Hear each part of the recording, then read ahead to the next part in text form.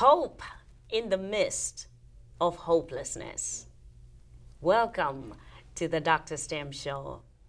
The challenges facing our teens today mean that more than ever, we need to be there to support them and encourage them.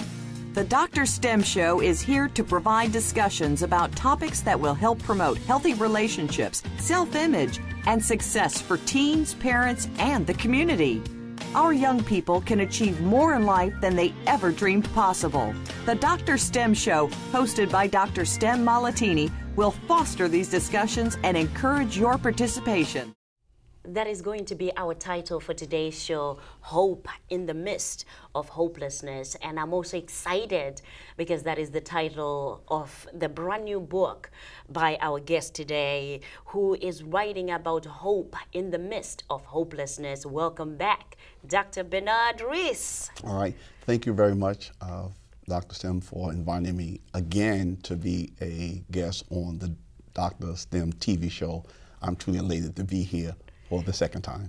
You know, I'm always one that goes formal with the names. I go, Reverend Dr. Bernard Reese. And before we started the show, he says, there are only two people that called me by the full name Bernard. That's my mom and my wife. So I said, what do they call you? And he gladly said, Reese. That's what they call me. And remember the last time he came to us talking about finding your authentic self? That's the authentic Reese. Yes. That's his name, Reese. So, for the sake of this show, I might call him Dr. Reese, which is with all due respect because he earned that doctorship. But we're so glad to have you back with us today to talk about your brand new book. Let me just read a synopsis of what the book is about and how you start the book. Dr. Reese says, America's educational system is facing a whirlwind of a crisis. This system that we have, the school system, will have dire consequences for current and future generations of black children, particularly the black males, he says. The academic achievement of these students in urban schools is very low. Such students, in fact, are caught in a vicious cycle of hopelessness in school and in the workplace. So pretty much what the book is going to be talking about is the whirlwind of a crisis that we have to talk about, that most of us are not wanting to talk about or to address. And that's what I like about his courage to bring this book, Hope in the Midst of Hopelessness. Tell us about this project. Well, basically, it's a piggyback off of my dissertation, where I earned my doctorate in education in the University of Massachusetts in Amherst, and my topic was dealing with multicultural education or cultural responsive teaching, wherein we can teach to the learning styles of African American, particularly African American males. And so therefore, when you look at the education system today, systemic racism, bias, discrimination, and it may be subtle, but it's relevant. And so I'm saying that how can we resolve this when the majority of black males are really falling through the crack in the education system? A large amount is dropping out of schools. What can we do to rectify it? Where we can give the typical urban black child, particularly the black male, hope that he can succeed, that he can graduate, that he can have a choice to go to the workforce, armed service, or to college to make him a viable citizen of the global community. And so that's where my book come in. And you take the education system in America. Let's just take Massachusetts, where we live and where I teach, where I am an assistant principal at Doherty Memorial High School in Worcester, Massachusetts. And in Massachusetts alone, approximately 92% of the teachers are of European descendants, mostly Caucasians. And you look at the schools today, the teachers are become more wider and wider, and wherein the students are become more brown and browner. And for instance, on the national scene, 90% of the teachers are of dominant culture of European descendants. But in the classroom, predominantly in urban communities, the majority of the students are students of color, Yes. Hispanic, Black, Yes. but yet the teachers, majority are more Caucasian. Yes. And so therefore, what I'm saying that I want to narrow the achievement gap between Black children and their white counterparts. And for instance, 40% of the schools in America, and I reiterate, 40% of the schools in America do not have a teacher of color on staff. So therefore, I'm saying, who's teaching the teacher of how to teach students that look like me or look like you? So therefore, what I'm saying that we need to be educated, we need to be trained to understand the person's cultural background, ethnicity, and their learning styles. And mostly when people talk about learning style, the first thing that comes to mind is Howard Gardner with the multi-learning style of kinesthetic, visual, audio, and kinesthetic, and what have you. Yes. But when I'm talking about the learning style, I'm talking about one learning style based upon one culture. For instance, Latinos, Jews, white, they learn in a different learning style. Yes. Most white children learn on a linear learning style. It is mostly competitive and what have you. They learn with decontextual, wherein most Black children learn on a circular learning style where it's more cooperative learning, where those saying in African proverb, it takes a village to raise a child. So first of all, when Black children and even white children start school, they almost on a even level from kindergarten, first, second, and third grade. But according to research and experts in the field of education, is that the longer Black children stay in school, the further and further or disparity come between their white counterparts. And a lot of people talk about that it's about social level. Yeah. But there's a report that came out with the Great City Report back in 2010 that was a jaw-dropping research finding that they found out that students of middle class and upper middle class children, Black children, of doctors, lawyers, prominent people in the community, Okay. six figures, was doing just as bad as low-income student in urban communities. So therefore, that put a hole into the theory of, is it just social class? So it's something beyond just a social class. I know social class makes a difference, but why is it that prominent children of successful Black people are doing just as bad? So your book, from my understanding, it's going to address two aspects. One on the students' aspect of finding a way through this maze of the system that we have now. But I also find that you're also talking about a critical part that is of training the teachers. Yes. So true. Empowering the teachers and giving them the tools on how to teach the diverse students that they Yes. now have in their classes, because it's also a struggle for them. How do I reach out to them? It's just like this. Yeah. Take me and my wife, take you and David. Unless you and David, or me and my wife Sandra, sit down and have a critical dialogue, Yes. a courageous dialogue, to talk about things that we like or dislike and communicate with genuine communication, Yes. the relationship will not last. Yes. And we are not engaging in a critical conversation about the pink elephant in the room. We want to close our eyes like we don't see it. Maybe it'll go away, or we put our hands in our ears and we don't hear the cries of poverty, the cries of hopelessness. So therefore, we need to engage in a critical, courageous conversation about there's something more than just social class. We are talking today about hope in the Midst of Hopelessness.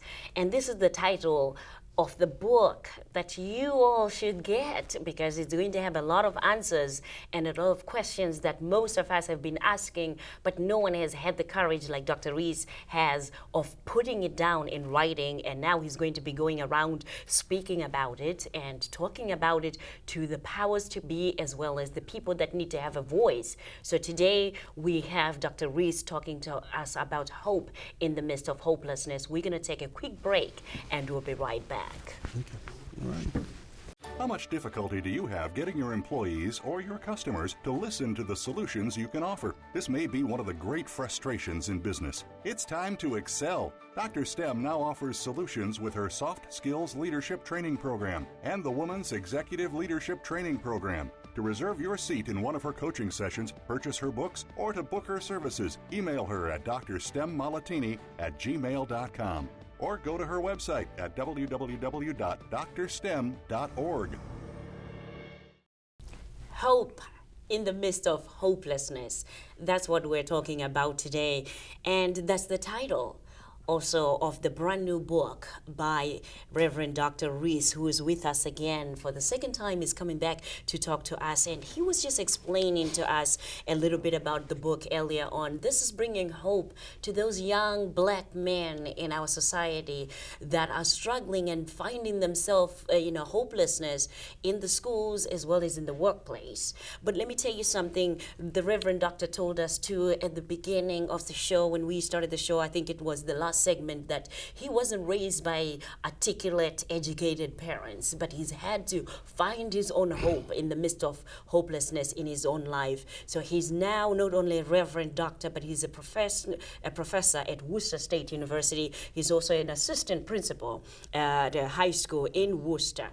But what I like most about his career is that, your career, I'm talking about you here, is that you've had over 40 years of talking about diversity and culture. So as a result, the Reverend Doctor is now a professional speaker and trainer that is going around the country and the world talking about diversity, being inclusive, and learning to teach the students of diverse, the diverse students that we have in our schools. So where can they get the upcoming book is the first question that I probably want to give that there. Yes, well, basically, with your help and God's grace, that we are looking to have the book out by the end of this year, hopefully by the end of December.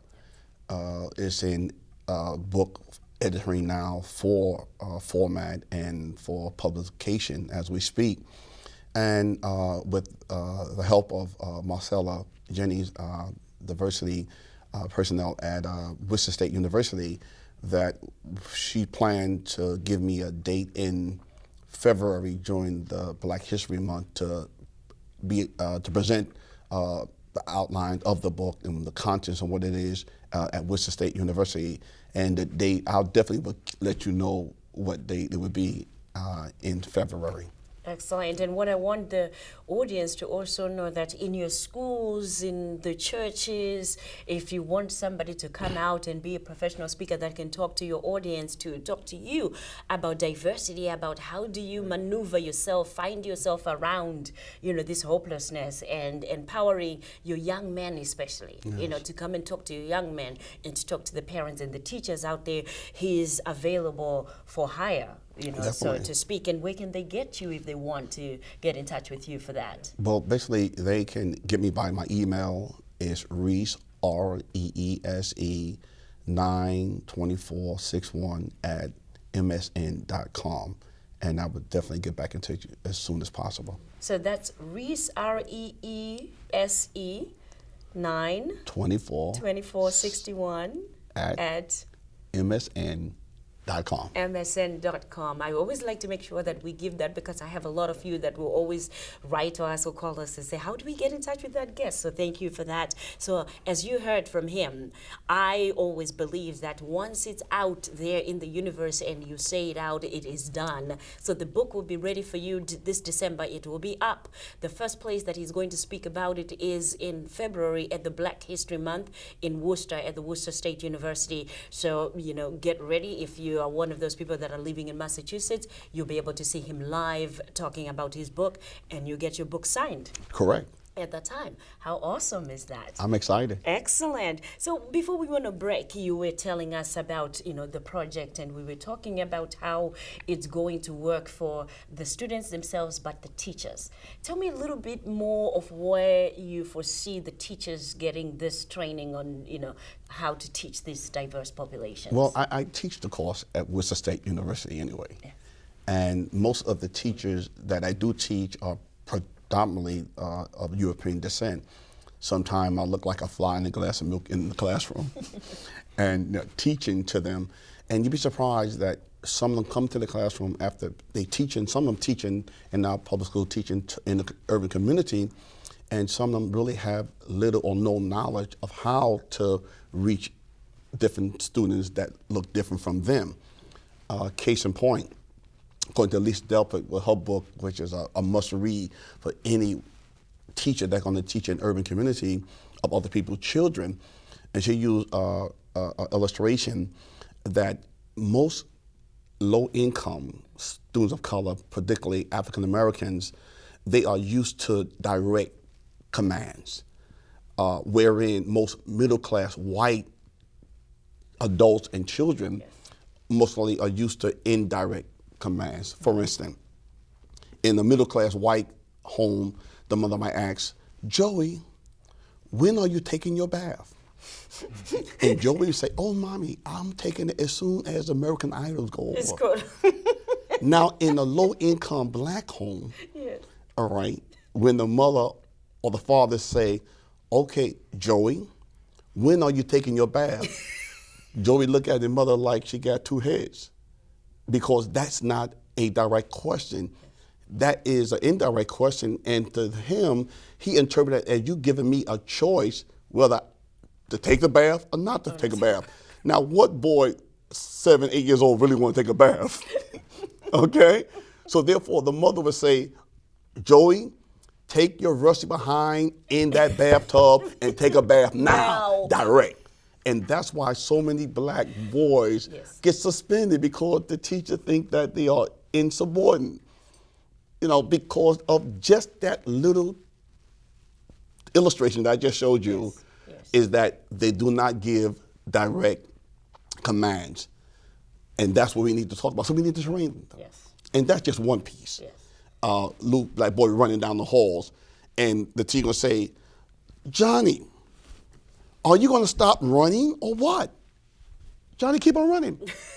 But Johnny's sister said, "Johnny, stop running." He stops. Those commands, direct and indirect, make a difference from a black boy in school or being suspended.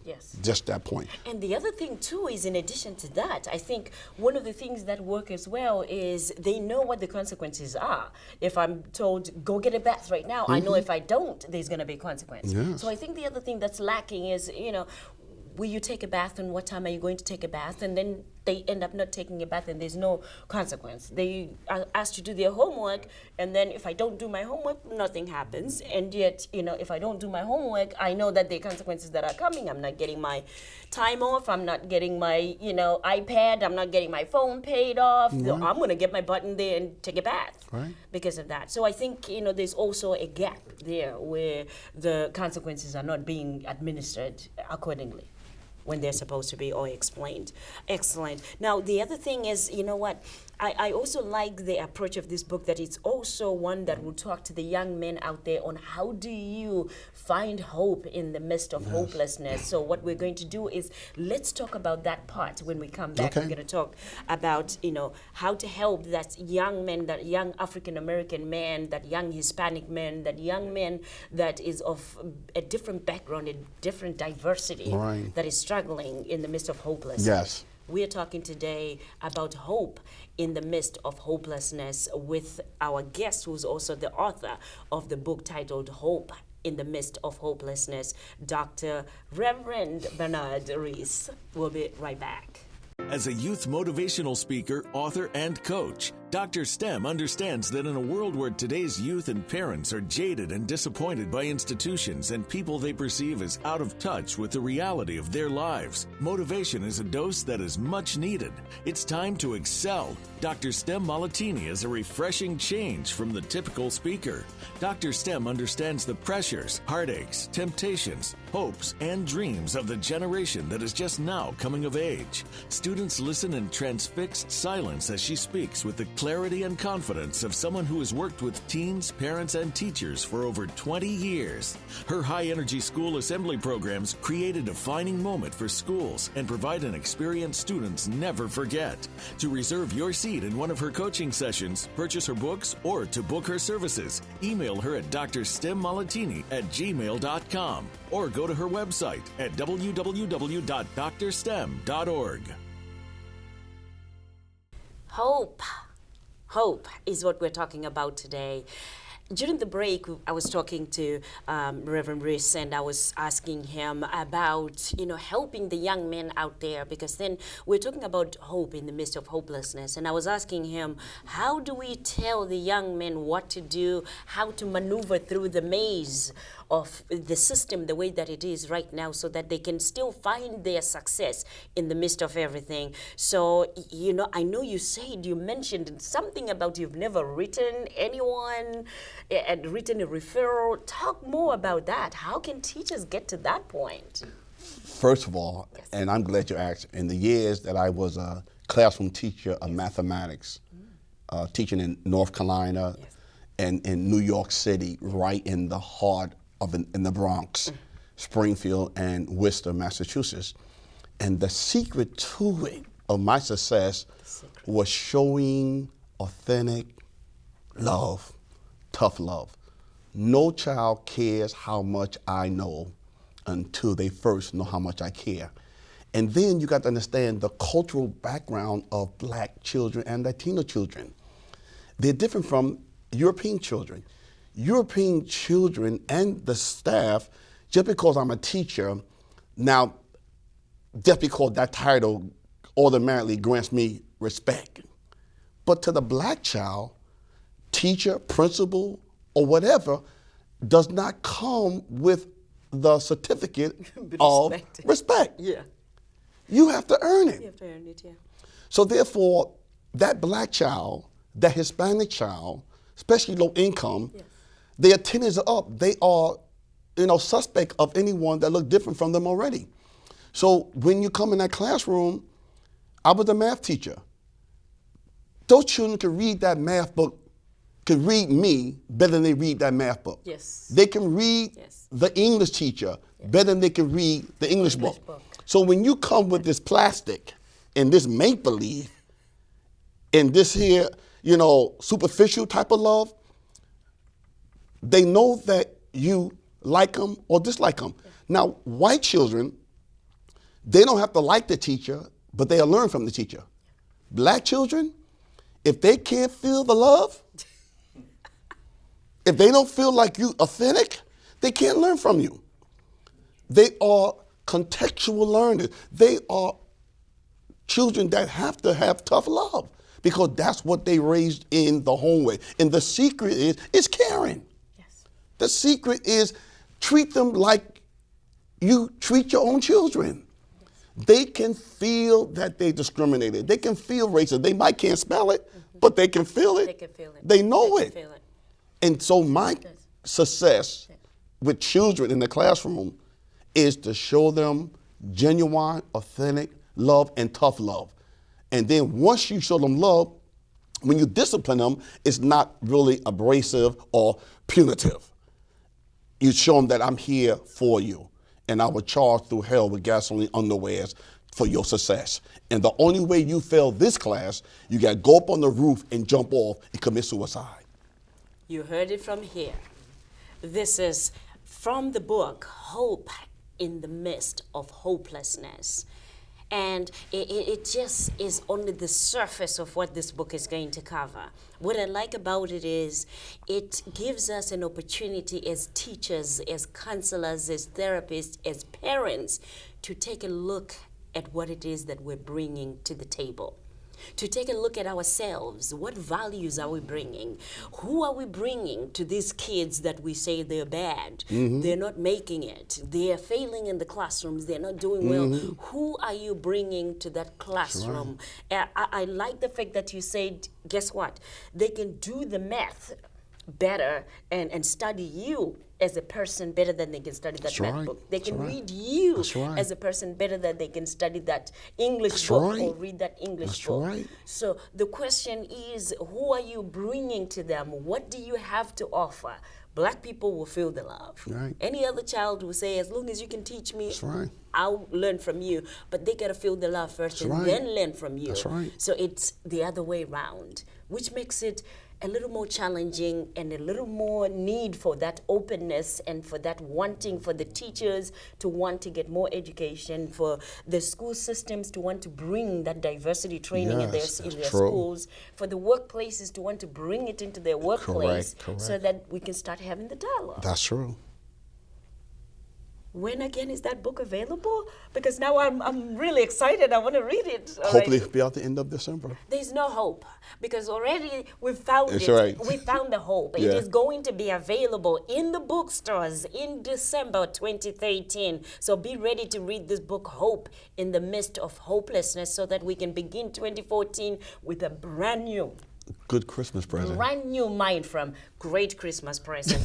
We've been talking about finding hope in the midst of hopelessness, and that's only the beginning, as I said, of a dialogue that is needed, much needed in our school systems, because we're talking about the young black men, the young men not finding their way through to graduations, to finding the right jobs because they don't have the right direction, they don't have the right teachers, the right mentors that know them and know how they learn. So Dr. Reese, thank you so much once again. Thank you. It's a pleasure being here with you. Thank you for gracing us with your presence. We are going to be talking to Dr. Reese more about this, but don't forget, you can hire him, you can ask him to come to your church, to your school, to your workplace, and he can talk more and elaborate on how to address this issue that he has studied for 30 years or more as a teacher and also in his dissertation. Until next time, thank you for watching the Dr. Stem Show.